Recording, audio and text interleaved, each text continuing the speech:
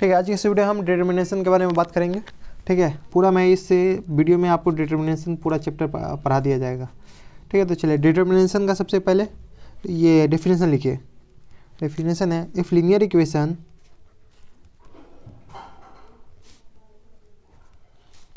a1x plus b1 equal to 0। ठीक है, एक इक्वेशन और लिखिए a2x plus b2 equal to 0 having same solution.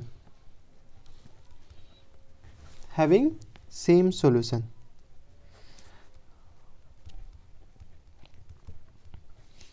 Then अगर इस दोनों का सेम सोल्यूशन होगा तो x का वैल्यू सेम होगा। ठीक है, तो इससे x का वैल्यू फर्स्ट इक्वेशन से x का वैल्यू क्या आएगा, x का वैल्यू क्या आएगा b1 minus b1 by a1, और इससे x का वैल्यू क्या आएगा, x का वैल्यू आएगा माइनस b2 बाई a2। ठीक है, x का वैल्यू क्या है b1 बाई a1, x इधर से इस इक्वेशन से x का वैल्यू क्या है b2 बाई a2। ठीक है, दोनों को कंपेयर कीजिए, x का वैल्यू ये भी है, x का वैल्यू ये भी है, तो ये क्या हो जाएगा minus b1 by a1 equal to minus b2 by a2। ये माइनस से माइनस कट गया। ठीक है, तो ये क्या आ जाएगा b1 a2 equal to b2 a2।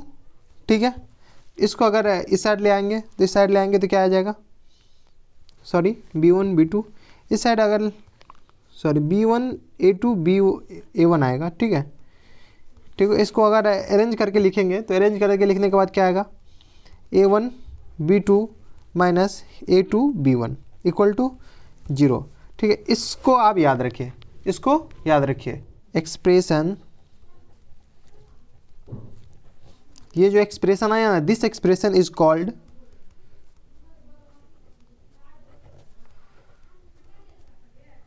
Determination. ठीक है, यही जो एक्सप्रेशन है यही डिटर्मिनेशन कहलाता है। इसको अगर आप डिटर्मिनेशन के फॉर्म में अगर इसको डिनोट करेंगे तो ये ऐसे भी डिनोट होता है, इट्स डिनोटेड बाय, देखिए a1 b1, ये जो दो लीनियर इक्वेशन था ना, a1 x plus b1 equal to 0, a2x plus b2 equal to 0, इसी को पहले लीनियर इक्वेशन का कोफिशिएंट ऊपर, दूसरे लीनियर इक्वेशन का कोफिशिएंट नीचे, तो a2 b2 ये इक्वल टू 0। इसी को जब आप सॉल्व करते हैं तो इसी आप 10th में, शायद 10th में तो नहीं होगा। ठीक है, इसी को पढ़ेंगे तो a2, ये गौर से देखिए, ये तो ये लिखा हुआ था a2 इंटू b2 इन माइनस a2 इन a1 into b2 minus a2 b1। ठीक है, इक्वल टू 0, ये लिखा हुआ। अब आगे लिखिए, आगे एक हेडिंग डालिए, रिप्रेजेंटेशन ऑफ डिटर्मिनेशन।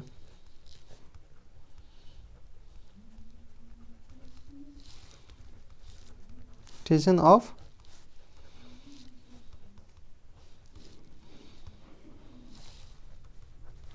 डिटर्मिनेशन को रिप्रेजेंट कैसे करते हैं। ठीक है, तो इसको हेडिंग डालिए, हेडिंग डालने के बाद आप लिखिए डिटर्मिनेशन को कभी कभी डेल्टा से भी रिप्रेजेंट किया जाता है, तो कहीं पे डेल्टा लिखिए तो समझ, डेल्टा लिखा हो तो समझिए डिटर्मिनेशन लिखा हुआ है। ठीक है, क्या इसको एक इसका एलिमेंट लिखिए, डिटर्मिनेशन का एलिमेंट लिखिए a11 a12 sorry a21 a31। इसमें क्या होगा a12 a13 a22 a23। ठीक है, इसमें क्या होगा a32 a33। अब देखिए, अब में आपको थोड़ा मोड़ा आइडिया होगा कि डिटर्मिनेंट्स में रो और कॉलम होते हैं। ठीक है, तो ये जो है ना, इसे R1 कहते हैं। क्या कहते हैं, इसमें ना रो और कॉलम में कंफ्यूज नहीं गया। हॉरिजॉन्टल लाइन क्या होंगे, रो होंगे, वर्टिकल लाइन क्या होंगे, कॉलम होंगे। आपको ना इसी से पता चल जाएगा, हॉरिजॉन्टल लाइन आपको पढ़ने से पता चल जाएगा कि हॉरिजॉन्टल लाइन रो होंगे और वर्टिकल लाइन कॉलम होंगे। ये देखिए, इसको R2 कहेंगे। ठीक है, इसको R3 कहेंगे। ये हो गया R1 R2 R3। अब कॉलम, तो इसको कॉलम C1, इसको C2 और इसको C3। ठीक है, अब ये इतना तो हो गया। इसके बाद आगे चलिए लिखते हैं। चलिए डिटर्मिनेशन में कैसे रो कैसे फाइंड करते हैं और कॉलम किसको कहते हैं वो तो पता चल गया। अब इसका ना कुछ पॉइंट लिखिए, पॉइंट है।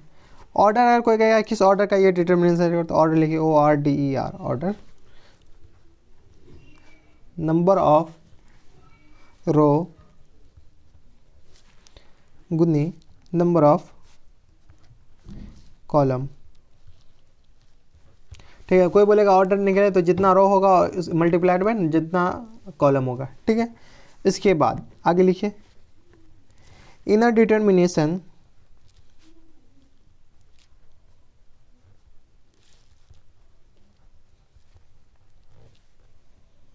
inner determinant number of row equal to number of column। Determinant में हमेशा नंबर ऑफ और नंबर ऑफ रो और नंबर ऑफ कॉलम बराबर होगा। ठीक है, चलिए अब डिटर्मिनेंट, एक डिटर्मिनेंट था पीछे आपने देखा होगा, उसको सॉल्व कैसे करते हैं तो डेल्टा इक्वल टू, इसको जो सॉल्व करते हैं इसको डेल्टा कहते हैं। ठीक है, जो आउटपुट आते हैं उसको डेल्टा कहते हैं। डेल्टा इक्वल टू क्या आ जाएंगे A11, पहला जो था पहला एलिमेंट पकड़े A11। चलिए मैं यहाँ पे आपको सॉल्व करके दिखाता हूँ। यहाँ पे एक फिर से मैं डिटर्मिनेंट का ये बनाता हूँ A11, A12, A13, A21, A22, A23। ठीक है, A21 हो गया, A31, A32, A33। ठीक है, अब इसको सॉल्व कैसे करते हैं, सॉल्व तो क्या गया A11। ठीक है, सॉरी इसको यहाँ पे जगह नहीं, इसको इधर से लिखिए। ठीक है, डेल्टा इक्वल टू थोड़ा छोटा में देखिए A11 तो A11 का रो गैप कीजिए और कॉलम गैप कीजिए। ठीक है, रो भी गैप हो गया और कॉलम भी, रो भी गैप हो गया और कॉलम भी गैप हो गया, बचा ये दोनों। तो A11 अब इसको ना 22 का डिटर्मिनेंट हो गया, तो A22, A23, A32, A33। ठीक है, उसके बाद क्या होगा माइनस, ये माइनस यहाँ पे क्यों आता है ना वो मैं आपको आगे बताता हूँ, ऐसे एक ट्रिक में बता देता हूँ। ठीक है, ये माइनस कब आएंगे और प्लस कैसे आएंगे। ऐसे नॉर्मल भाषा में देखिए तो प्लस के बाद माइनस, माइनस के बाद प्लस, अल्टरनेटिव में प्लस माइनस आते जाएंगे। ठीक है, ऐसे ये माइनस कब आएंगे को अगर कहीं पर डायरेक्ट पूछ लिया जाए तो माइनस कब आएंगे वो भी मैं बताऊँगा। ठीक है, तो ये हो गया A12, A12 कौन सा हो गया A12 ये वाला। तो इससे जुड़ा हुआ रो को गैप करना है और इससे जुड़ा हुआ कॉलम को गैप करना है। रो गैप कर दिए, कॉलम गैप कर दिए, बचा क्या A21, A23, A31, A33। ठीक है, इसके बाद ये हो गया, ये भी हो गया। अब बचा तीसरा एलिमेंट, इसमें लेना है तो ये पूरा लेना है, अगर ऐसे लेना है तो ऐसे ही लेना है, जैसे लेना है वैसे ले सकते हैं। ठीक है, प्लस यहाँ पे जगह नहीं, इधर नीचे लिखते हैं प्लस, माइनस हो गया, माइनस के बाद क्या होगा प्लस होगा A13 इसका रो गैप करना है, इससे जुड़ा हुआ इस एलिमेंट से जुड़ा हुआ पूरा रो गैप करना है, इस एलिमेंट से जुड़ा हुआ पूरा कॉलम गैप करना है। ये गैप हुआ, ये गैप हुआ, बचा क्या ये, तो A21, A22, A31, A32। ठीक है, इसको सॉल्व करने, इस सारे को सॉल्व करने का तरीका मैं पीछे बताया था। ठीक है, तो इसको सॉल्व कीजिए, delta equal to A11, delta equal to A11, A22 into A33 minus A23, A32 ये हो गया, माइनस A12 ये हो गया A21, A33 minus A31, A23 plus A13, A21, A32 minus A31, A22। ठीक है, ये हो गया, इसको सॉल्व किया और इसमें जो भी एलिमेंट है उसको आगे ये कीजिएगा, क्या नाम है, कंटिन्यू कर दिया जाएगा। ये जो हुआ ना A22, A33, A22 का कुछ वैल्यू होगा, ये तो मैं जनरल मानना था ना, जनरल है, इसमें कुछ वैल्यू होगा। ये ऐसा नहीं कि A11, A22 ऐसा भी रह सकता है, लेकिन इसमें तो कोई नंबर होगा, 1 होगा, 5 होगा, 8 होगा, 0 होगा, 9, 1, 2 जो भी होगा कोई नंबर होगा, इसमें नंबर पुट कीजिएगा वो आंसर आ जाएगा। ठीक है, तो डिटर्मिनेंट को कैसे सॉल्व करते हैं वो तो पता चल गया। अब चलिए डिटर्मिनेंट में ना कुछ ये होते हैं, मेजर एक्सिस हो गया, माइनर हो गया, ये सब ठीक है, तो सब मैं बताता हूँ। अब ये आप आगे चलते हैं, छोटा सा हेडिंग डालिए माइनर, इसको एम आई जे से रिप्रेजेंट करते हैं, ठीक है माइनर। इसका डेफिनेशन लिखिए, ठीक है। तो ये होगा माइनर, इसका डेफिनेशन लिखिए। सब कुछ मैथ में सब कुछ डेफिनेशन में पढ़ा हुआ है, ठीक है। माइनर ऑफ एन एलिमेंट, दिख रहा है ना अच्छे से, minor of an element A I जे, आई इसको आई रो को रिप्रेजेंट करता है, जे कॉलम को रिप्रेजेंट करता है, ये सब याद रखिएगा। Is the sub determinant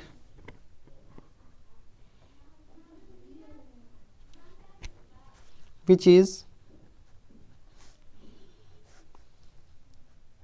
let out after deleting ith row and jth column। क्या jth, इसका माइनर किसको कहता है, minor of an element A I J is the sub determinant which is left out after deleting ith row and ith column. इसका ith row और ith column को gap कर दीजिए, जो बचा हुआ है वो इसका मेजर होगा। कोई कहेगा कि A12 का एक नॉर्मल 3x3 का डिटर्मिनेंट है, ठीक है, डिटर्मिनेंट है, उसको कहेगा A11 का हमको मेजर बताओ, ठीक है। तो कैसे बताएगा, चलिए मैं आपको नॉर्मली इसको बताता हूँ। माइनर, ठीक है, माइनर क्या है, किसका बताना है, A32, ठीक है। इसको A32 का मेजर माइनर बताना है, तो इसको ना माइनर को M से रिप्रेजेंट करते हैं A32, तो इसको क्या करना है, A32 3 को गैप करना है, 3 जो रो है 3 रो को गैप कर देना है और 2 कॉलम को गैप कर देना है। अगर आप 3 रो को गैप कीजिएगा, ये देखिए इधर, आप तीसरा रो को गैप कीजिएगा तो ये रो गैप हो गया।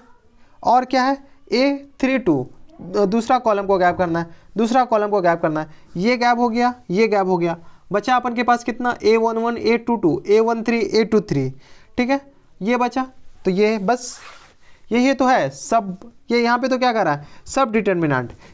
तो सब डिटर्मिनेंट तो 3 2 के रो, तीसरा रो को गैप करना है और दूसरा कॉलम को गैप करना है, तीसरा रो को गैप करना है, तो A11 A13 A21 A23, जो बचा वही हो गया, ठीक है। इसको ये इनडायरेक्टली देखा जाए, अगर इनडायरेक्टली अगर आप देखेंगे तो M2G, ये तो यही तो हुआ।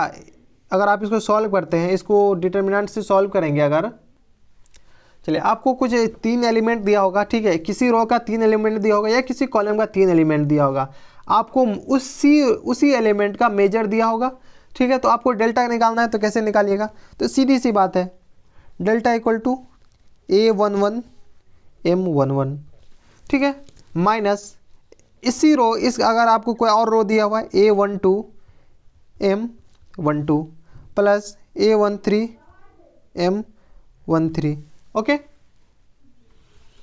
ठीक है, ये आ गया। अगर मान लीजिए आपको ये A11 से स्टार्ट नहीं होगा, A11 आपको एलिमेंट नहीं दिया होगा, आपको एलिमेंट क्या दिया होगा, A12 दिया होगा, ठीक है। तो इसको क्या करना है, डेल्टा अगर निकालने के लिए, तो A12 के लिए A12। अब देखिए इसके आगे प्लस होगा या माइनस, ये सबसे बुरी बात है। तो प्लस ही होगा या माइनस कैसे होगा, A12 को जोड़िए, इस जो एलिमेंट है ना 3 ये रो, नंबर ऑफ रो और नंबर ऑफ कॉलम, तो इसको ऐड कीजिए, 2 × 1 2 + 1 क्या हुआ 3। अगर कभी इस एलिमेंट को जोड़ के इवेन आएगा तो प्लस होगा, अगर ऑड आएगा तो माइनस होगा। तो ये देखिए 1 2 है तो यहाँ पे माइनस होगा, A12 तो M12 प्लस, इसके बाद आप ऐसे नॉर्मली देख सकते हैं, माइनस है तो प्लस माइनस ऐसे ऐड करते चले जाइएगा। लेकिन खैर देखिए A12, इसके बाद क्या आएगा A22, तो फिर M22 प्लस आएगा तो फिर माइनस आएगा, तो A32 × M32, ठीक है। तो देखिए प्लस माइनस कब कैसे यूज आता है, जब ही ये दोनों का सम इवन होगा तो प्लस होगा, ऑड होगा तो माइनस होगा। चलिए अब हेडिंग डालिए कोफैक्टर, हेडिंग क्या डालें, कोफैक्टर।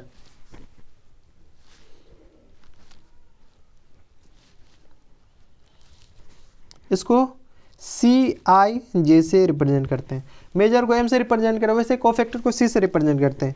लिखिए इसको, इज ऑल्सो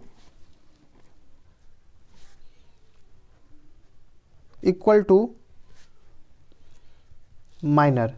क्या है, ये भी एक माइनर के इक्वल है, लेकिन बट विद प्रॉपर साइन।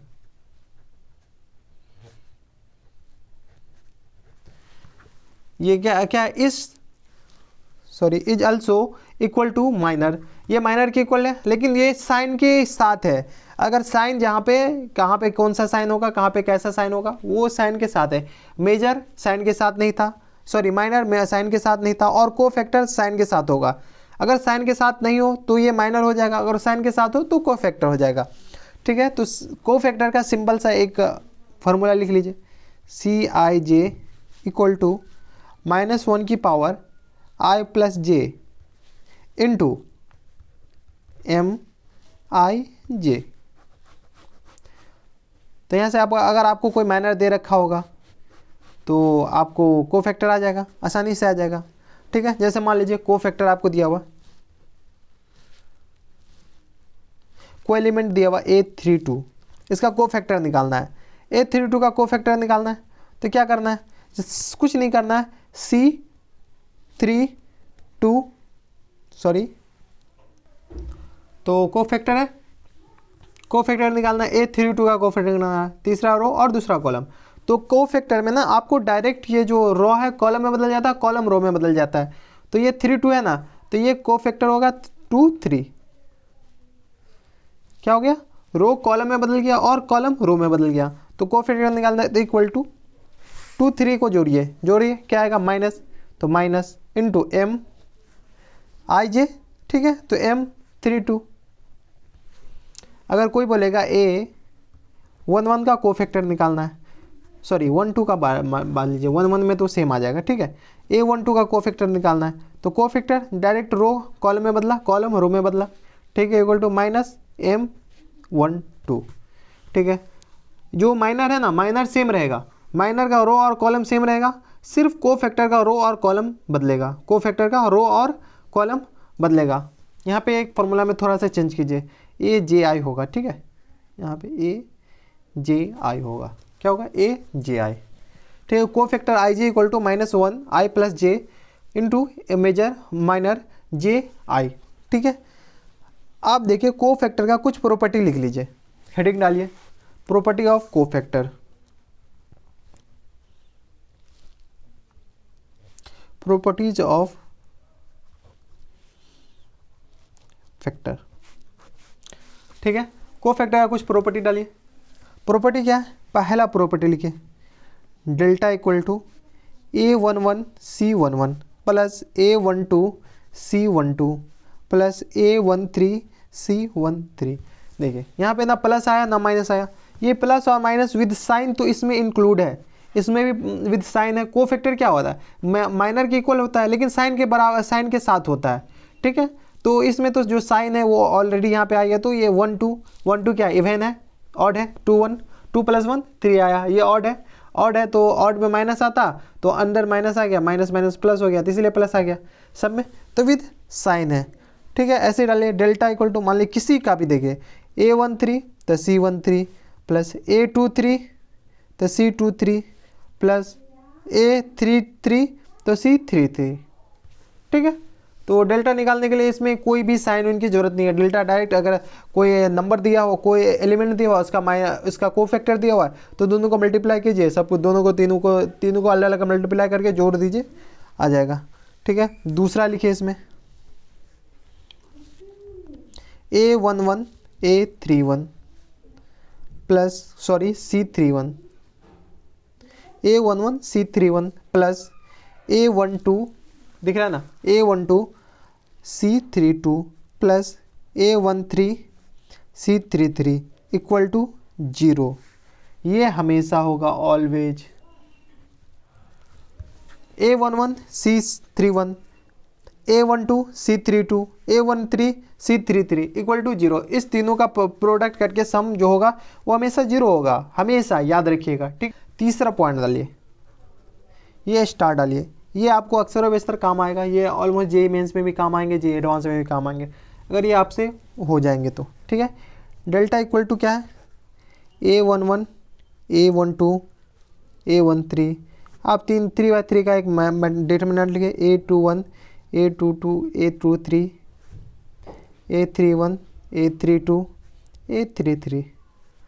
अब डेल्टा डैश डालिए, क्या है डेल्टा डैश, डेल्टा डैश डालिए क्या है, C11 C12 C13, इसमें सबका कोफैक्टर लिख दीजिए, C21 C31 C31 C22 C32 C23 C33, हो गया। इस सबका कोफैक्टर लिखा है।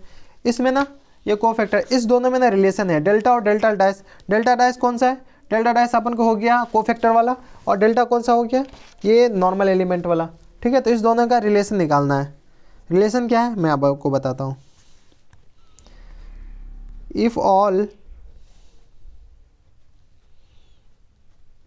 एलिमेंट ऑफ अ डिटरमिनेंट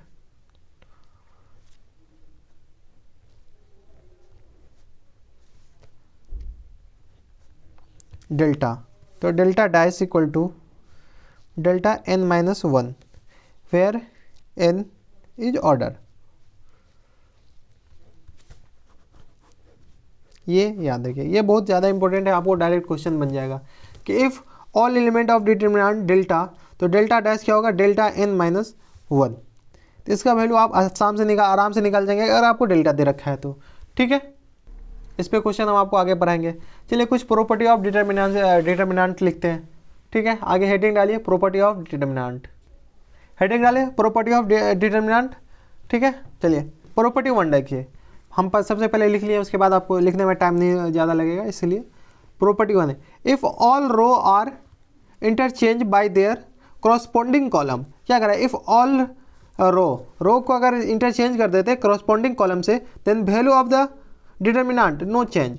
आप अगर रो को ये क्या नाम है कॉलम में चेंज कर देते हैं और कॉलम को रो में चेंज कर देते हैं करस्पॉन्डिंग कॉलम में, ऐसा नहीं कि रो 1 को कॉलम 3 में डाल देना, रो 1 को कॉलम 1 में डालना है, रो 2 को कॉलम 2 में डालना है, रो 3 को कॉलम 3 में डालना है, ठीक है। तो इससे आपका डिटरमिनेंट का वैल्यू चेंज नहीं होगा। जैसे मान लीजिए आपको मैं बताता हूँ, जैसे ये है, ये रो 1 है, ये रो 2 है, ये रो 3 है, रो 1 रो 2 रो 3, ठीक है। ये C1 है, C2 है और ये C3 है।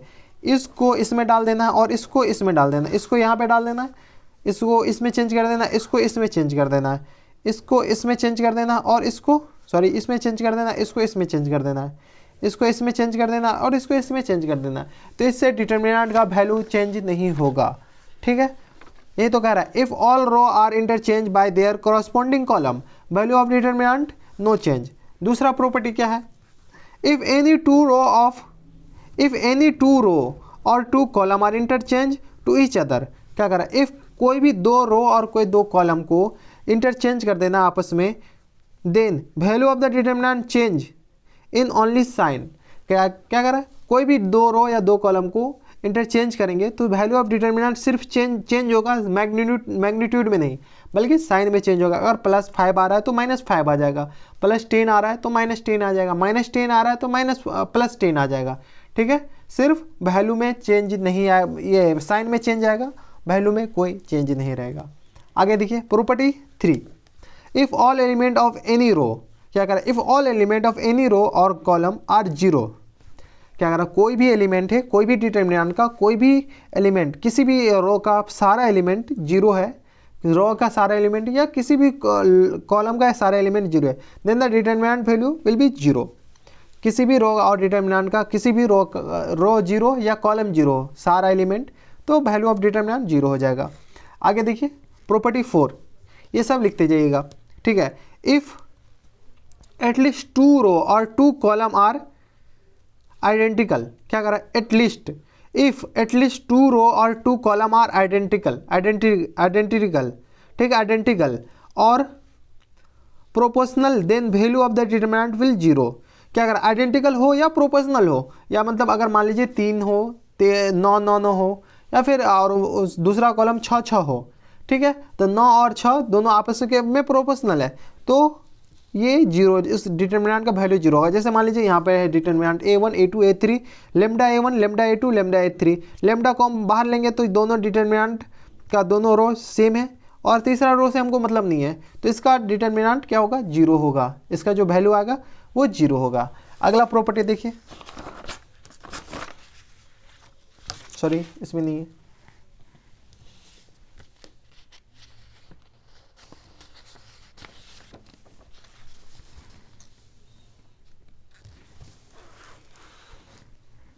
ये अगला प्रॉपर्टी है, ये सिर्फ ऑब्जेक्टिव में काम आएगा, ठीक है। अगर आप लोग बोर्ड का तैयारी कर रहे हैं तो ये सब्जेक्टिव में काम नहीं आने वाले, ये सिर्फ और सिर्फ ऑब्जेक्टिव में काम आएंगे।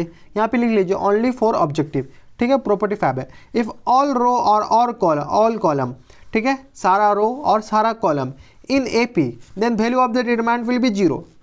क्या करा, सारा रो किसी, इफ़ ऑल रो और all column are in AP then the value of determinant will be zero, ठीक है।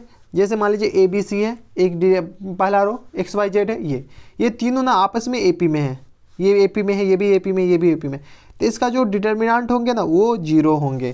कैसे जीरो होंगे वो देखिए मैं प्रूफ किया हूँ। C1 को आपस में इंटरचेंज कर देंगे, C1 को इंटरचेंज करेंगे, C1 प्लस C2, ठीक है, C1 प्लस C2, इस दोनों को जोड़ दिए, इस दोनों को जोड़ दिए। AP मैंने पढ़ाया था ना, पिछला वीडियो देखिएगा, आपको AP में ये सब मिल जाएंगे, ठीक है। C1 plus A plus B क्या हो जाएंगे, क्या होंगे 2AB ये होंगे, आप देख लीजिएगा, और ये जीरो हो जाएंगे। देखिए 2 कॉमन आएंगे, देखिए 2 कॉलम जीरो हो गए, पिछले प्रॉपर्टी से ये जीरो होंगे। देखिए प्रॉपर्टी 6 देखिए, if all element of a row और column are multiplied by a constant lambda, किसी भी एक रो को उठाइए या किसी एक कॉलम को उठाइए और उसको लेमडा से मल्टीप्लाई कर दीजिए। सारे एलिमेंट, किसी भी रो के सारे एलिमेंट को अगर लेमडा से मल्टीप्लाई करना है तो उस रो के सारे एलिमेंट को लेमडा से मल्टीप्लाई करना है, और अगर कॉलम को मल्टीप्लाई करना है तो इस रो के सारे एलिमेंट को कॉलम से मल्टीप्लाई, ये लेमडा से मल्टीप्लाई कर देना है, ठीक है। देन डिटर्मिनेंट, जो डिटर्मिनेंट का वैल्यू आएंगे वो भी लेमडा से मल्टीप्लाई हो जाएंगे, ठीक है। जैसे मान लीजिए हमारे पास एक डिटर्मिनेंट है A1 A2 A3, A1 A2 A3 B1 B2 B3 C1 C2 C3, इसमें ना हम मान लीजिए हम रो 3 को, लास्ट रो को लेमडा से मल्टीप्लाई कर दिए, तो हमारे पास जो डिटर्मिनेंट आएंगे ना वो लेमडा से भी मल्टीप्लाई हो जाएंगे, वो भी डिटर्मिनेंट लेमडा से मल्टीप्लाई हो जाएंगे, ठीक है। आगे देखिए,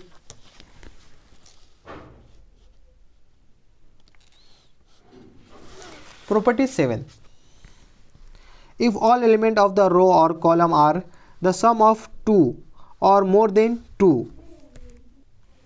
प्रॉपर्टी 7 देखिए, if all element of a row और कॉलम, किसी भी रो में भी हो सकता है और कॉलम में भी हो सकता है, आर सम ऑफ द 2 और मोर देन 2 टर्म। क्या कर रहा है, कोई भी रो का कोई भी एलिमेंट, किसी भी रो का सारा एलिमेंट, मान लीजिए R1 का सारे एलिमेंट उसमें कोई से जुड़ा हुआ है, या किसी भी रो का सारे एलिमेंट में कुछ घटा हुआ है, या कॉलम में भी कुछ जुड़ा हुआ है सारे एलिमेंट में, एक कॉलम के सारे एलिमेंट में होने चाहिए, एक एलिमेंट से नहीं होगा, सारे एलिमेंट में कुछ जुड़ा हुआ, then determinant can be expressed as a sum of 2 of more determinant, ठीक है।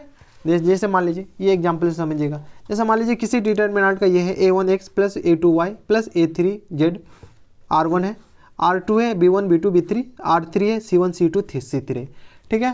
तो इसको ना हम दो इसमें कन्वर्ट कर सकते हैं, दो किस में कन्वर्ट, दो डिटर्मिनेंट में, अलग अलग डिटर्मिनेंट में कन्वर्ट कर सकते हैं।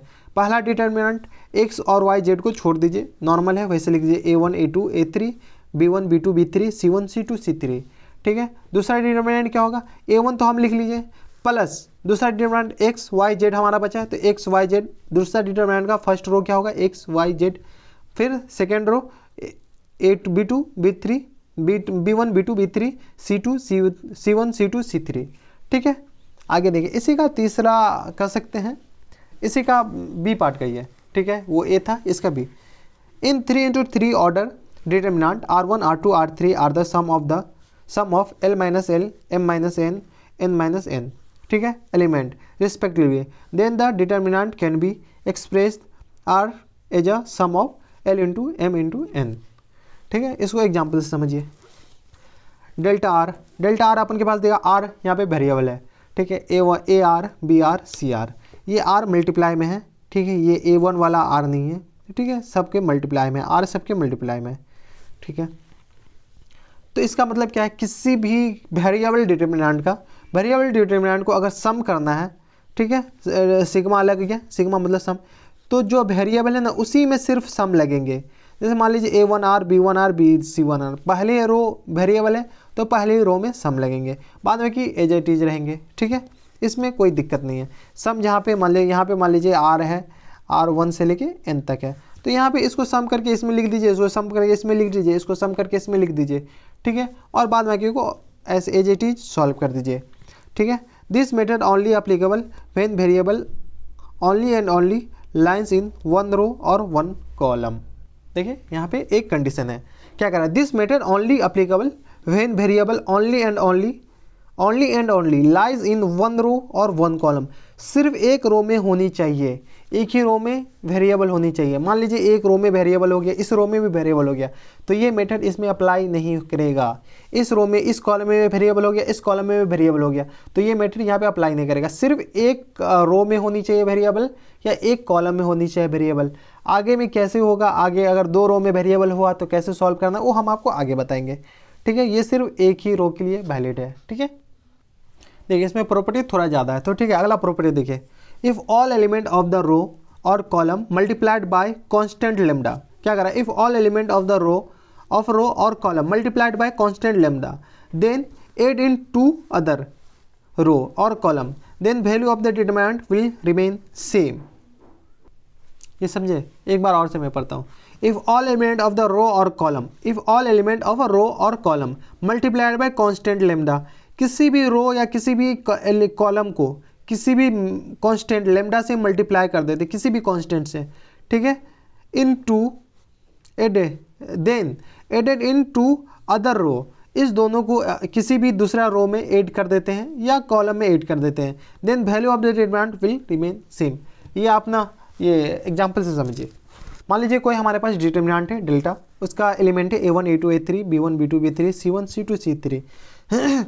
मान लीजिए हम R1 को हम लेमडा से मल्टीप्लाई कर दीजिए R2 के साथ, R2 के साथ हम R2 को लेमडा से मल्टीप्लाई कर दीजिए और उसको R1 में जोड़ दिए, ठीक है। तो R1 क्या हो गया, R1 आपके पास R1 तो सेम है A1 plus A1 A2 A3, lambda से मल्टीप्लाई किया R2 को, मतलब रो टू को लेमडा से मल्टीप्लाई कर दीजिए और इसको जोड़ दिए, तो रो टू को मल्टीप्लाई किए तो lambda B1 plus lambda B2 plus lambda B3। ऐसे लिखने में हमें डिटरमिनेंट का वैल्यू चेंज, मतलब डिटरमिनेंट का वैल्यू चेंज नहीं होगा, ठीक है। अब देखिए ये तो हो गया, इसमें ना बहुत कन्फ्यूजन रहता है, तो ये देखिए कि इसको कब मल्टीप्लाई करना है, कब ऐड करना है, कैसे हम ऐड नहीं कर सकते हैं, कैसे ऐड कर सकते हैं, ठीक है। तो ये देखिए, maximum number of process at a time in an order determinant is equal to n-1। मान कि हम एट अ टाइम, एक टाइम में हम कितने ये ऐड कर सकते हैं, कितने रो और कॉलम में चेंज कर सकते हैं, सीधी सी भाषा में समझे तो कितने रो कॉलम में जोड़ जाड़ के चेंज कर सकते हैं। n-1 क्या हुआ, n हुआ नंबर ऑफ ऑर्डर, ठीक है, जितने 3/3 का है तो हम दो रो और दो कॉलम में एक साथ चेंज कर सकते हैं। मान लीजिए R1 को R1 plus R2 minus 2R3 ये लिख सकते हैं, ठीक है। R1 को R1 माइनस 2R2 ये भी लिख सकते हैं।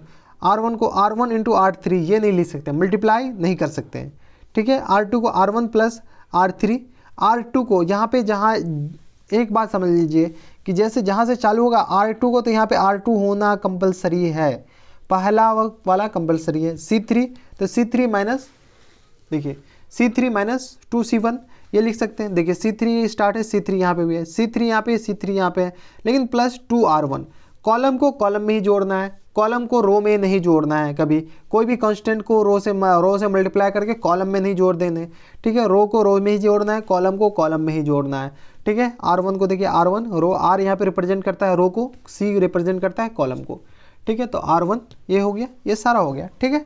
तो ये कौन सा सही है कौन सा गलत है, उस हिसाब से आप डिसीजन ले सकते हैं, ठीक है। कुछ स्पेशल रिजल्ट दिखा रहे हैं, उसको आप याद रखिएगा, ठीक है। ये हटा दीजिए, देखिए सम स्टैंडर्ड रिजल्ट, सम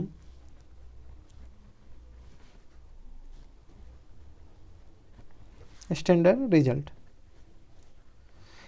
इसको याद रखना है, ठीक है।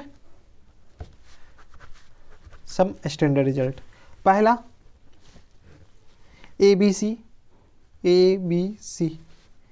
बी सी ए और c a b.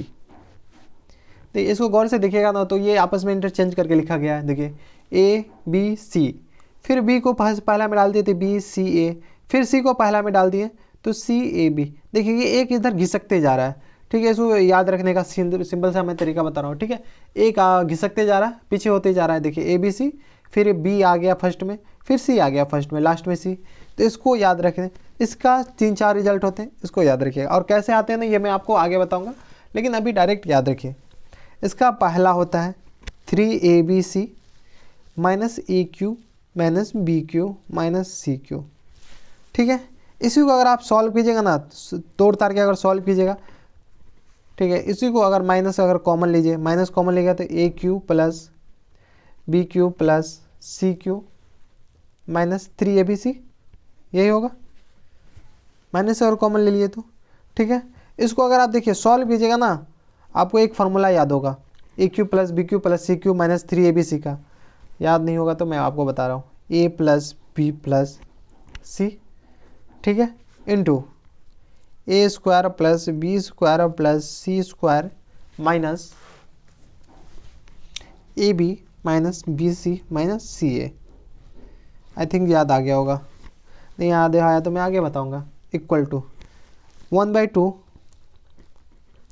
A plus B plus C to A minus B का whole square in plus B minus C का whole square plus C minus A का होल स्क्वायर। ये आप कहेंगे कहाँ से लिखे, तो ये मैं आपको आगे बताऊंगा, सब कुछ आगे बताऊंगा, ठीक है। ये इसके कितने 1 2 3 है, 3 रिजल्ट है इसके, ये तीनों याद रखिएगा। याद रखने का सिंपल सा तरीका क्या है, ए बी सी है, बी सी ए है, सी ए बी है, ये घिसकते जा रहा है, ठीक है। 3AB से minus a cube plus b cube, a cube minus b cube minus c cube, ठीक है। इसको माइनस कॉमन लीजिएगा, a cube plus b cube plus c cube plus minus 3ABC, ये तो यही है, दोनों सेम लिखा हुआ है, ठीक है। ये आपको याद होगा, a cube plus b Q, इसका ये सेम फॉर्मूला। ये कैसे आया ये आपको हम आके बताएंगे, ठीक है। दूसरा रिजल्ट लीजिए,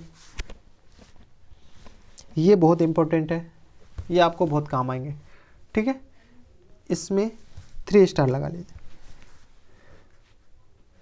डिटरमिनेंट लिखिए 1 1 1, दूसरा कॉलम बी, दूसरा रो सॉरी ए बी सी, तीसरा रो ए स्क्वायर बी स्क्वायर सी स्क्वायर। ये तो सिंपल है, ये तो याद रह ही जाएगा।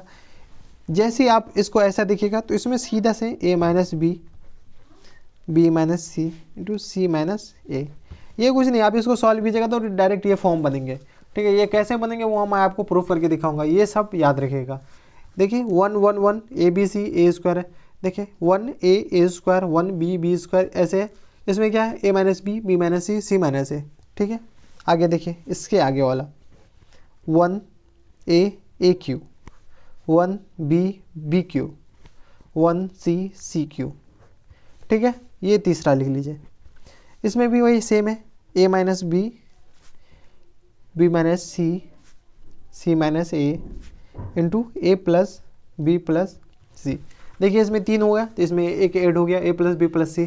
स्क्वायर वाला में इतना ही था, क्यू वाला में प्लस हो गया, ठीक है। आगे देखिए इसमें और ऐड होगा, तीसरा चौथा, ये तीनों एक जैसा है, एक सीक्वेंस में, ठीक है। तो आपको याद करने में दिक्कत होगा। 1 ए square a cube 1 b square b cube 1 c cube c square sorry equal to, इसमें भी सेम है, a minus b into b minus c into c minus a into a plus sorry a b plus b c plus c a, ठीक है। ये हो गया इतना। तो इसमें ये अगर ए बी सी है, ए वन ए स्क्वायर रहेगा तो ए minus b minus C minus A, 1 A square a Q रहेगा 1 ए क्यू रहेगा, तो इसमें ए प्लस बी प्लस सी ये ऐड करना है।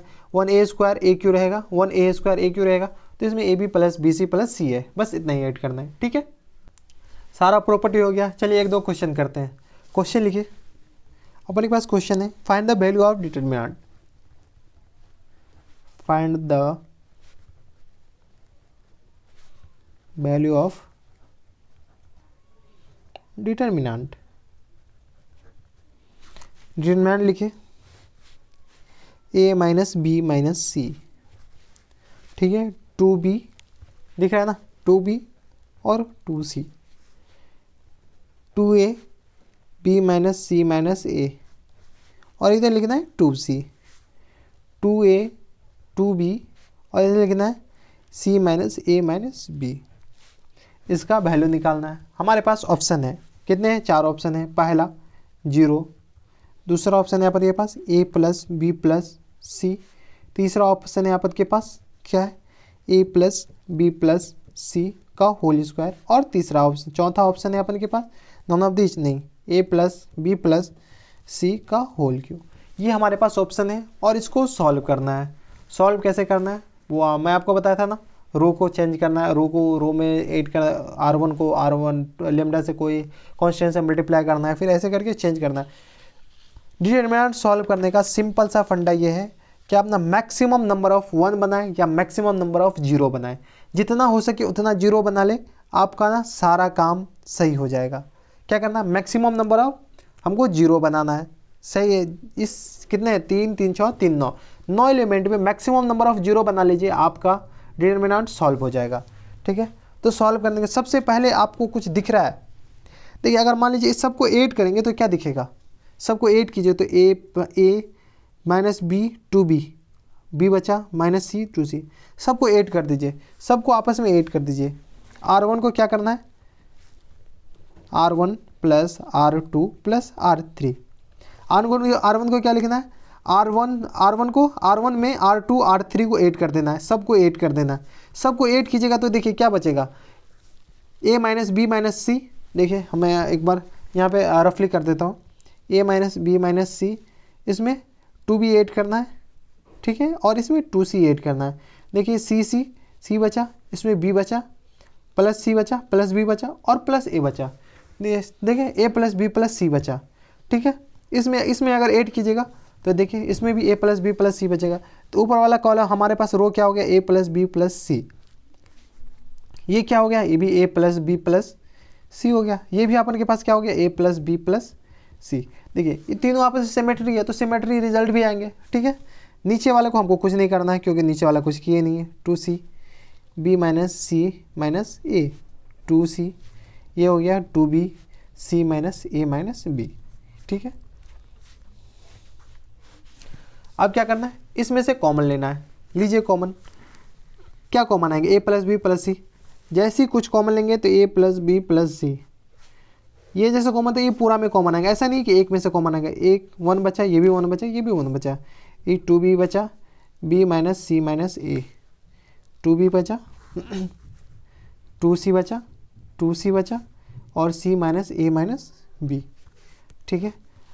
एक प्रॉपर्टी मैंने दिखाया था आपको कि एट ए टाइम 2 में चेंज कर सकते हैं। अब देखिए मैक्सिमम नंबर ऑफ 0 बनाने की कोशिश कीजिए, 0 बनाने की कोशिश कीजिएगा। मान लीजिए हम c1 को c2 से घटा देते हैं, c1 को c2 से घटा देते हैं तो अपन के पास ये 0 बन जाएंगे, ये 0 बनेंगे, ये सब ये भी 0 बन जाएंगे, देखिए ये भी 0 बचे, ये भी 0 बन जाएंगे, 2 0 बनेंगे।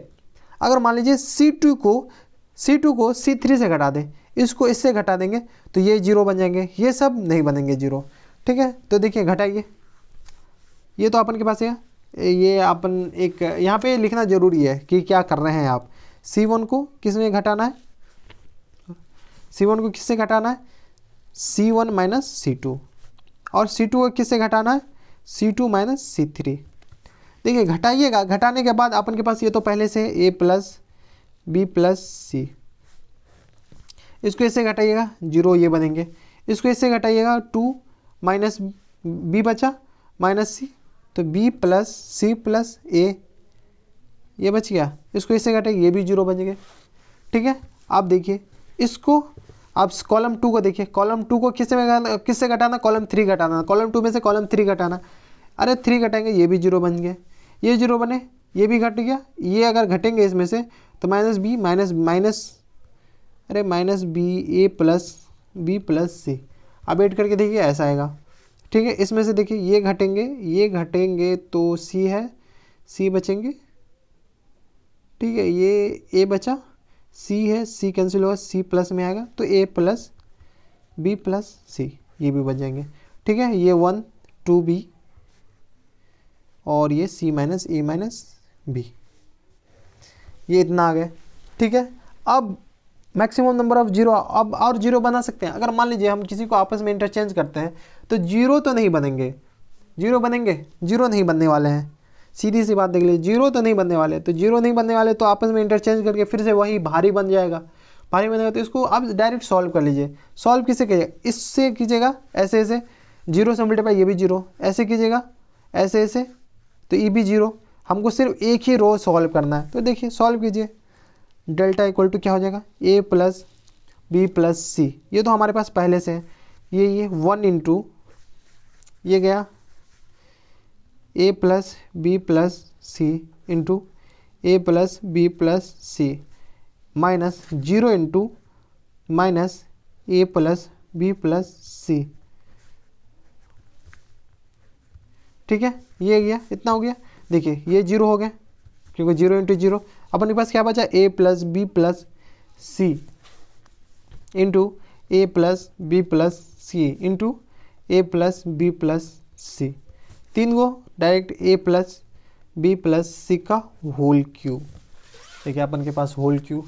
तीसरा चौथा ऑप्शन, अपन के पास चौथा ऑप्शन है। इसका ना अपन एक शॉर्ट ट्रिक लगाते हैं। ठीक है, शॉर्ट ट्रिक आप नोट कर लीजिए। शॉर्ट ट्रिक में क्या है, आप सिंपल सी बात है, आप यहाँ पे ना ए बी सी का वैल्यू भी पुट कर सकते हैं, वैल्यू पुट कर सकते हैं ए बी सी का वैल्यू। आपको तो ए और बी का कोई रेस्ट्रिक्शन थोड़ी दिया हुआ है कि ए बी सी कुछ नहीं हो सकता है, यही होगा, ऐसा थोड़ी दिया हुआ। ए बी सी का वैल्यू पुट कर दीजिए।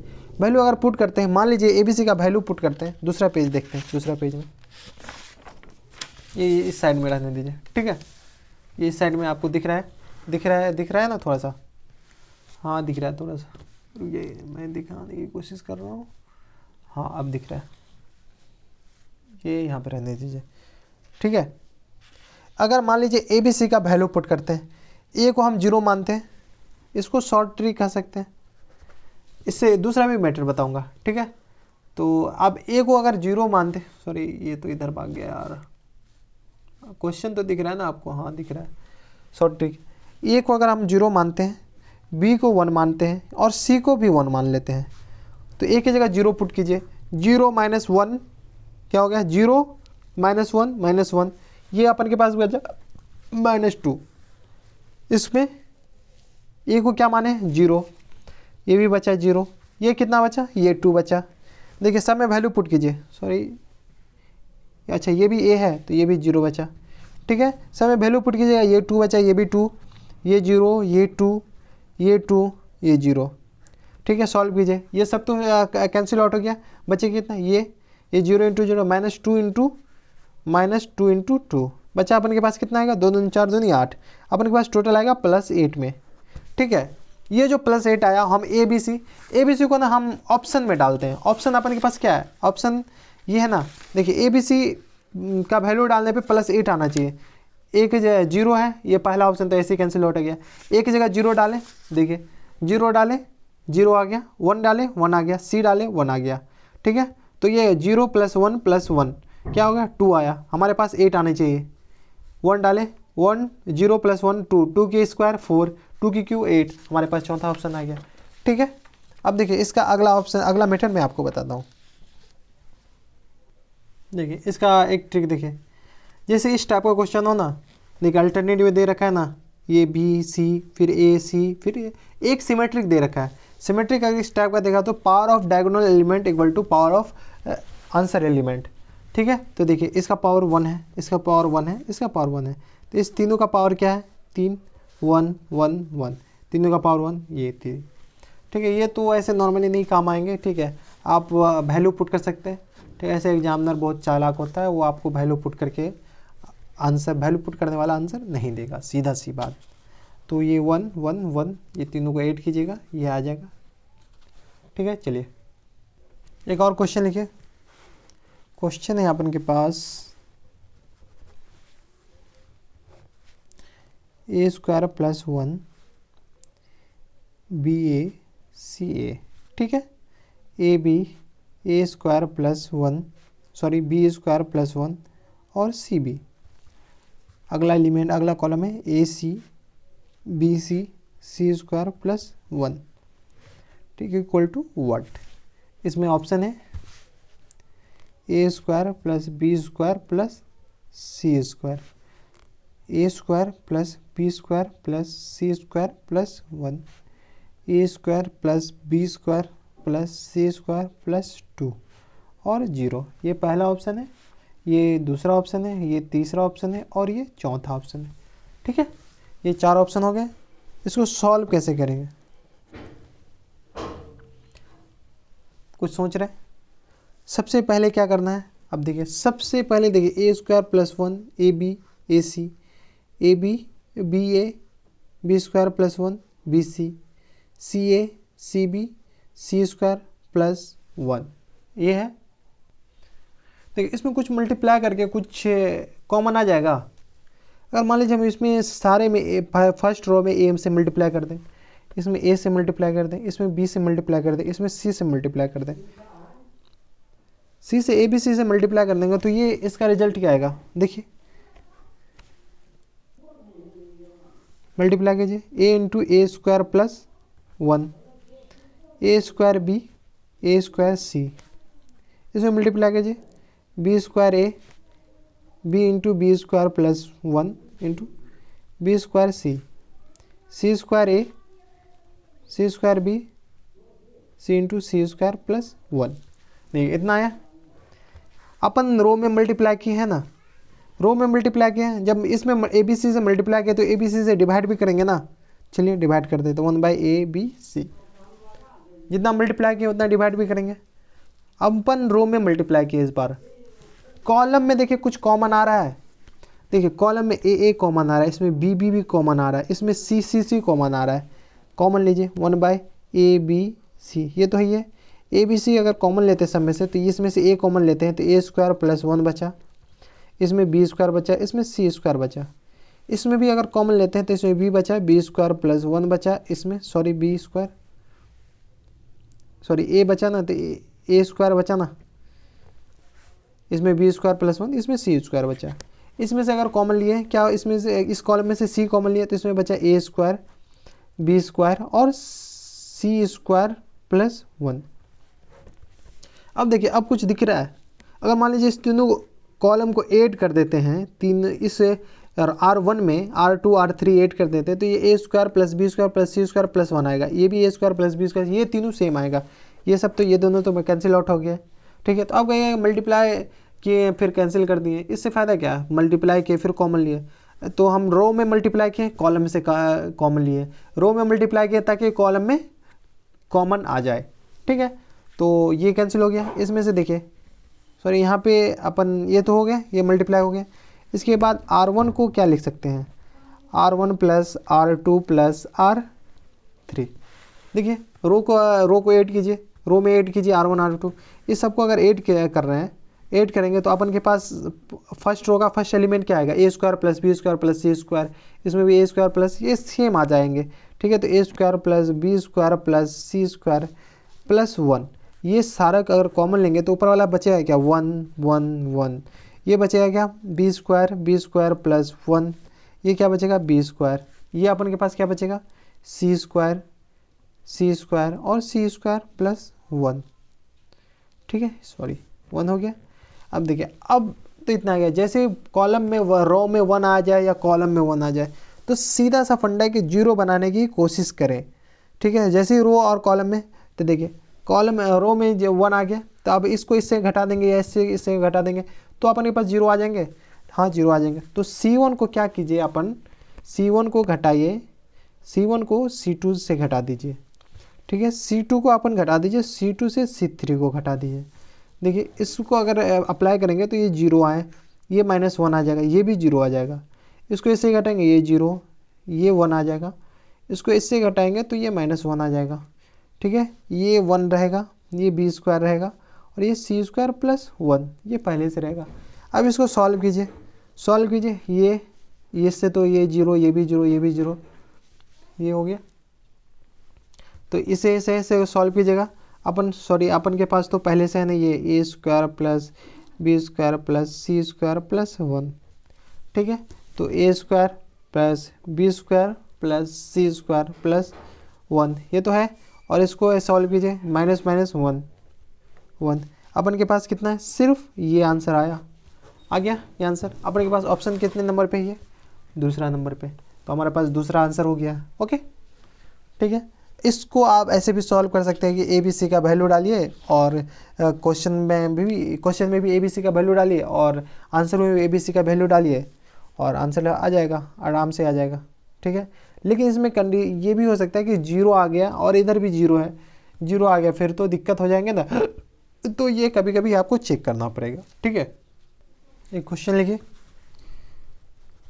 क्वेश्चन है अपन के पास a plus b, b plus c, c plus A, b plus c, c plus A plus B, और ये अपन के पास सी प्लस ए प्लस बी, और ये अपने के पास है b plus C equal to lambda times a B C a और सी ए बी।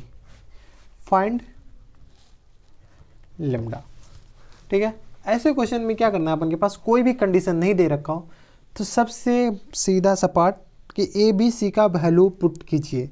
सीधा सी बात क्या है, ए बी सी का वैल्यू पुट कीजिए, कुछ भी वैल्यू पुट कीजिए। हम ए का वैल्यू 1 डालते हैं, बी का वैल्यू 0 डालते हैं और सी का वैल्यू भी 0 डालते हैं। ऐसा वैल्यू पुट कीजिए जो मैक्सिमम नंबर ऑफ 0 आए।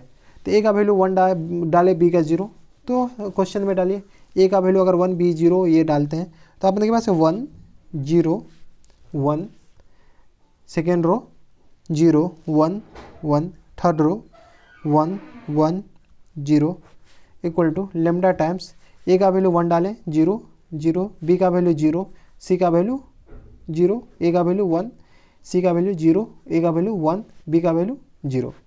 ठीक है, ये दोनों को सॉल्व कर दीजिए, सॉल्व कीजिए this 1 into minus 1 1 into 1 in minus 1 equal to lambda times 0 minus 1 1 into minus 1, तो लेमडा इक्वल टू अपन के पास क्या आएंगे, लेमडा इक्वल टू 1, माइनस से माइनस कट गया, सॉरी लेमडा इक्वल टू अपन कुछ गलत किए क्या, 0 1 1 कैंसिल किए, सॉरी ये तो गलत किए नहीं, यहाँ पे ये अपन 1 इंटू 2 को है ना 2 से multiply 1 into minus 1 plus 1 into 0 minus 1। ठीक है, equal to lambda into 1 into minus 1। ठीक है, ये क्या आ गया -2, इधर आ गया माइनस लेमडा, तो लेमडा अपन के पास 2 आ गया। ठीक है, तो इसमें ऐसे क्वेश्चन में डायरेक्ट ए बी सी का वैल्यू पुट कीजिए और आंसर लाइए। ठीक है, अगला क्वेश्चन लिखिए। अगला क्वेश्चन थोड़ा इसमें हम आपको ट्रिक बताएंगे, इसमें आपको ज़्यादा कुछ करना नहीं है। तो अगला क्वेश्चन है अपन के पास, क्वेश्चन है अपन के पास किधर गया क्वेश्चन, ये रहा, sorry X plus A B C A X plus B और सी, ये अपन के पास हो गया ए बी और X plus C equal to 0। ठीक है, इसको क्या करना है, इसमें x का वैल्यू निकालना है। क्या करना है, x का वैल्यू निकालना है। तो इसमें ना थोड़ा सा आप दिमाग लगाइए, x का ऐसा वैल्यू डालिए जिसमें ना सारे रो सिमेट्री हो जाए। क्या करना है, x का ऐसा वैल्यू इसमें डालना है जिसमें सारे रो सिमेट्री हो जाए। तो x का वैल्यू डालिए, x का वैल्यू 0 डालते हैं तो सारे रो ए बी बी सी सी सी सारे कॉलम सिमेट्री हो गए, सारे कॉलम सिमेट्री हो गए, सारे रो भी सिमेट्री हो गए, ऐसा वैल्यू। तो x का ऐसा वैल्यू डालें तो लिखिए 8x equal to 0, 3 row are identical, then क्या करना है, उसके बाद x माइनस 0 का whole square, x minus zero का होल स्क्वायर, इसमें x इक्वल टू जीरो पे हमारा सारा रो सिमेट्रिकल आया। मान लीजिए किसी में x इक्वल टू 5 पे सिमेट्री आएगा तो x माइनस 5 डालना है, यहाँ पे क्या डालना है, x माइनस 5 का होल स्क्वायर इनटू ये जो फर्स्ट रो है ना, इस सारे का सम डालना है, फर्स्ट रो का सम। फर्स्ट रो का सम क्या है, तो x plus A plus B plus C equal to 0, solve हो गया। तो ठीक है, इसमें क्या करना है, फाइंड, सॉरी क्वेश्चन तो मैं लिखा है find x equal to what. ठीक है, ये क्वेश्चन है फाइंड x इक्वल टू, तो इसमें x, तो हमारे पास x इक्वल टू 0 आ गए। ठीक है, और x इक्वल टू क्या आ गया, सॉरी माइनस ए प्लस बी प्लस सी। ठीक है, हमारे पास दो वैल्यू आ गए x के, x 0 और x a। एक और क्वेश्चन लिखिए, क्वेश्चन है अपन के पास a plus x a minus x a minus x. ठीक है, a minus x a plus x a minus x a minus x a minus x a plus x, find x equal to what, ये equal to 0 है। ठीक है, ऐसे condition में, ठीक है, तो क्या करना है इसमें x का ऐसा वैल्यू डालिए जो तीनों रो आइडेंटिकल हो जाए। ठीक है, तो x का वैल्यू 0 पे, यहाँ पे भी 0 है, तो 0 पे आइडेंटिकल हो रहा है, तो लिखिए x इक्वल टू 0। ये सारा ऑब्जेक्टिव में काम आएंगे, ठीक है, सब्जेक्टिव में काम नहीं आएंगे। ठीक है, तो x equal to 0, 3 row identical. ठीक है, तो तीन रो आइडेंटिकल हो गए, तो x माइनस 0 का whole square into first column first row का सारे एलिमेंट को ऐड कर दीजिए, तो a plus X plus A minus X plus A minus x. ठीक है, ये 2 माइनस एक ए से एक कटा, अपन के पास बचा क्या, equal to 0, X square into 3a और ये माइनस माइनस करिए माइनस एक्स इक्वल टू 0। तो अपन के पास x का वैल्यू क्या आ गया, x इक्वल टू आ गए 0 और 3a। ठीक है, अगला क्वेश्चन देखिए, इसी टाइप का क्वेश्चन है अपन के पास, लेमडा 1 1 1 लेमडा 1 1 1 लेमडा। लेमडा का ऐसा वैल्यू डालिए जो इसको तीनों रो को सिमेट्री कर दे, तो लेमडा इक्वल टू 1 है, तो लेमडा माइनस 1 का होल स्क्वायर इक्वल टू 0। इसमें फाइंड लेमडा है, ठीक है, lambda 1 minus 1 equal to 0 into lambda plus 2 equal to 0। तो हमारे पास लेमडा का वैल्यू क्या आया, ठीक है, 1 आया और माइनस 2 आया, 2 हमारे पास लेमडा का वैल्यू आ गया। ठीक है, एक और क्वेश्चन लिखिए इसी पे, ये थोड़ा, इसमें तो सब में लेमडा इक्वल टू 0 1 आ गया। एक क्वेश्चन और लिखिए इस पे, क्वेश्चन है अपन के पास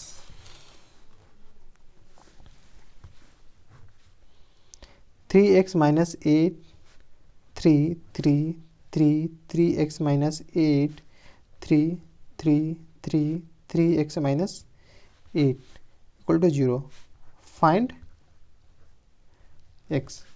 यहाँ पे देखिए x का ऐसा वैल्यू डालिए जो सारे रो सिमेट्री हो जाए, तो क्या ये पूरा 3 हो जाएगा, तो देखिए 3x माइनस 8 इक्वल टू 3 हो जाएगा, तो काम चल जाएगा। तो 3x इक्वल टू क्या आ जाएगा, 3 प्लस 8, तो x क्या हो जाएगा 11/8, सॉरी 11/3। तो x का वैल्यू 11/3 पे ये सारे सिमेट्री हो रहे हैं, तीनों रो सिमेट्री हो जा रहे हैं। ठीक है, तो x इक्वल टू, तो यहाँ पे लिखिए x इक्वल टू 11/3, 3 रो, ये मैं आपको भूलने के लिए लिखा रहा हूँ, ठीक है, आपको याद नहीं रहेगा इसलिए, एक आइडेंटिकल, इसलिए x माइनस 11/3 का whole square into first row को ऐड कर दीजिए, 3x माइनस 8 प्लस 6। ठीक है, ये ऐड करने के इक्वल टू 0, तो x माइनस 11/3 का whole square into 3x minus 2 equal to 0। तो x अपन के पास क्या आ गया 11/3 और 2/3। ठीक है, ये अपन के पास हो गए, इतना क्वेश्चन हो गया, तो ये तो हो गया। आगे लिखिए डिफरेंशिएशन ऑफ डिटर्मिनेशन। इसमें भी डिफरेंशिएशन ऐसे मैंने पढ़ाया नहीं है, तो थोड़ा सा तो आते होंगे, फिजिक्स वाले तो पढ़ाए होंगे ना, डिफरेंशिएशन ऑफ डिटर्मिनेशन, ठीक है। मान लीजिए कोई डिटर्मिनेंट है डेल्टा इक्वल टू, ये ऐसे काम नहीं आते, कभी कभी काम आएंगे, R1 R2 और R3, 3/3 का डिटर्मिनेंट है, ठीक है। इसको ये क्या करना है, डिफ्रेंशिएट करना है। 3/3 का डिटर्मिनेंट है, इसको डिफरेंस करना है, तो d by delta into D x, मतलब x के ये जो कॉलम, ये जो हमारे पास एलिमेंट दे रखे हैं डिटर्मिनेंट के, वो x के रिस्पेक्ट में, x के वेरिएबल ऑफ x है, ठीक है, इसीलिए तो x के रिस्पेक्ट में हम डिटर्मिनेंट ये डिफ्रेंशिएट कर रहे हैं। तो इसको सीधा सी बात है del by R1 by del x, ठीक है, dx, और R2 और R3 को एज इट इज छोड़ देना है, प्लस सेकेंड टाइम में R3 को, R1 को एज इट इज छोड़ देना है, और dr2 बाई डी एक्स, और R3 को इसमें एज इट इज छोड़ देना है, ठीक है, सॉरी ये टेढ़ा हो जा रहा है यार, प्लस थर्ड टाइम में R1 as it is, R2 as it is, और d by R3 by R D X, ठीक है। सीधा सी बात से यहाँ पे ये समझे कि किसी भी डिटर्मिनेंट को अगर डिफ्रेंशिएट करना है तो फर्स्ट रो को डिफ्रेंशिएट करना है, सेकंड और थर्ड को एजेटी छोड़ देना, प्लस फर्स्ट को एजेटी छोड़ देना है, सेकंड को डिफ्रेंशिएट करना है, थर्ड को एजेटी छोड़ देना है, प्लस फर्स्ट और सेकंड रो को एजेटी छोड़ देना है, और थर्ड को डिफ्रेंशिएट कर देना है, ठीक है।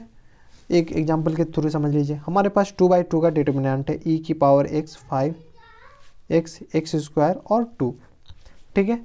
इसको क्या करना है, d del by D X, यहाँ पे x के रिस्पेक्ट में ये हमारे पास क्वेश्चन है, ठीक है। इसको डिफ्रेंशिएट करना, d del by D X equal to क्या होगा, फर्स्ट रो को डिफ्रेंशिएट करना है, तो e की पावर x और 5 x स्क्वायर प्लस 2, इसको एज इट इज छोड़ देना है, ठीक है, प्लस फर्स्ट को एज इट इज छोड़ देना है, तो e की पावर x और 5x, ठीक है, सेकेंड को डिफ्रेंशिएट करना है, तो 2x और 0, और इस दोनों को सॉल्व करके जो हमारे पास आंसर आएगा वो होगा। आगे लिखिए इंटीग्रेशन, डिफ्रेंशिएशन होता है तो ऑब्वियसली इंटीग्रेशन भी होगा, और इंटीग्रेशन भी सेम है, देखिए इंटीग्रेशन ऑफ डिटर्मिनेशन,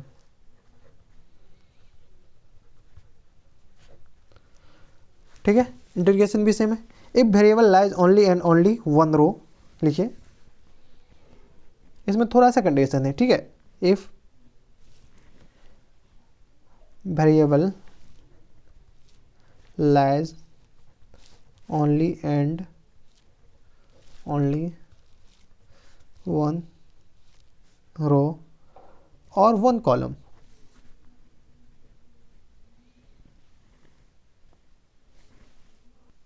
ठीक है। यहाँ पे क्या करा, ओनली एक ही रो में या एक कॉलम में ही वेरिएबल हो। डिफरेंशिएट में तो था कि किसी भी रो में, सारे रो में ये वेरिएबल होगा तो चलेगा, लेकिन इसमें एक ही रो में ये वेरिएबल होनी चाहिए या एक ही कॉलम में वेरिएबल होनी चाहिए। अगर ऐसा नहीं होगा तो पहले सॉल्व कीजिए, फिर इसको इंटीग्रेट करना है, ठीक है। यहाँ पे लिख लीजिए otherwise first solve it then integrate, ठीक। अब चलिए एक क्वेश्चन में लिख लीजिए, डेल्टा इक्वल टू, अपन के पास क्वेश्चन है e की पावर x साइन x और 2 और 5, इसको इंटीग्रेट करना है डी एक्स, तो सीधा सी बात है, इसको e की पावर x और e की पावर साइन x, नहीं दिख रहा, 2 और 5, इसको सॉल्व करने के बाद e की पावर x आएगा, साइन x का integration minus cos x plus c भी आएगा, 2 और 5, ये इसका आंसर हो गया, ठीक है। इसमें कुछ खास नहीं है, बस ये कभी ऐसे चैप्टर सिलेबस में है इसलिए मैं पढ़ा दे रहा हूँ, ठीक है। अगले बार से अपन solution of system of linear equation पढ़ाएंगे, उसके बाद ये थोड़े से टफ है डिफरेंशिएशन में, डिटर्मिनेशन में, उसके बाद आगे देखते हैं। तो आज के लिए बस इतना ही, पीछे रिवाइज करते रहिएगा, अगर आप पिछला वीडियो नहीं देखें तो देख सकते हैं आप, ठीक है। चलिए यहीं पे ख़त्म करते हैं, द एंड, ठीक है, एंड तो नहीं है लेकिन आज का ये लेक्चर एंड है, द एंड, ठीक है। आज का लेक्चर ख़त्म हो गया, आगे देखते हैं अगला लेक्चर से हम solution of system of linear equation पढ़ाएंगे। ठीक है।